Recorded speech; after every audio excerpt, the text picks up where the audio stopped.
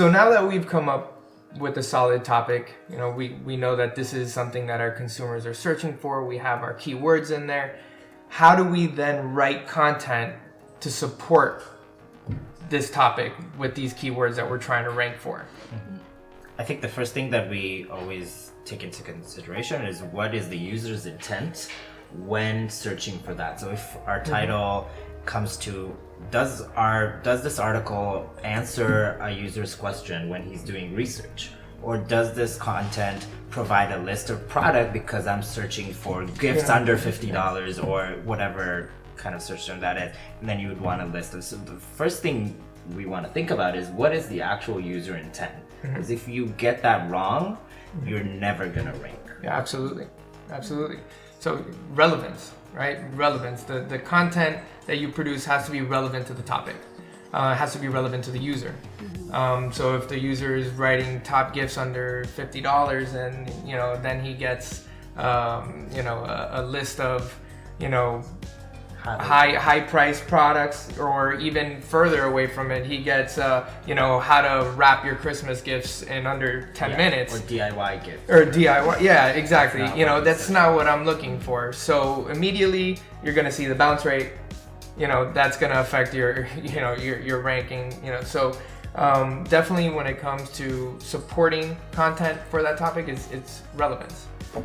So in addition to just having relevant content, what have you guys seen as kind of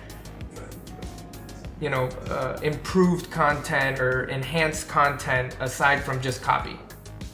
Well, what I see, and sometimes it's a mistake, is assuming that because your industry is maybe not the most exciting, that your blog doesn't have to be exciting. I think I've seen, posts that can just bore you with the way it looks, like you were saying, or with it being very just, plain sentences. But you can let some of your personality shine in it. And that's not to say that you don't make it relevant, but letting your personality shine, being engaging with your audience, being relatable, as well as relevant, keeps them on the page, keeps them seeing how this relates exactly to what they're talking about, and also how it's going to be valuable to them. To add to that, there are a lot of blog posts that I've seen that are just like monotonous in their tone.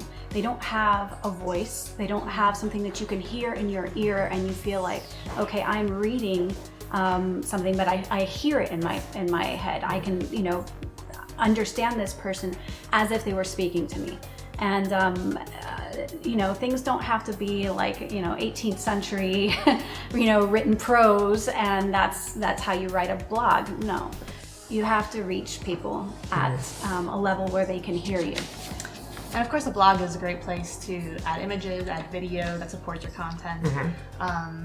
That's maybe where they could get a bit creative with, they've already answered the question, but here are some links to other parts of our website that will further answer your question, or if you're interested further, keep searching over here.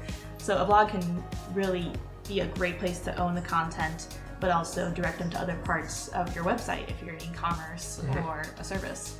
And correct me if I'm wrong, that's the overall objective. Right. Especially if you're an e-commerce site, nobody's going to be able to add a product to the cart and check out from your blog page. The intention is to get that user into your site and then direct them to that specific product that that they might be searching for. Yes, and relevance is number one. And another thing that I find is valuable content. I mean, if you can provide them with an answer to a question, you can provide them information that they, that is probably above and beyond what they were expecting. Wow, you've really gotten them on your page. You've got them to exactly. It's not just, oh, look at what my great products are. Okay, yeah, I'm looking for products, great, but I'm gonna stick with you, and I'm gonna find you much more interesting. You're going to be at the top of my list when it comes to professionalism, to what's the word I'm looking for?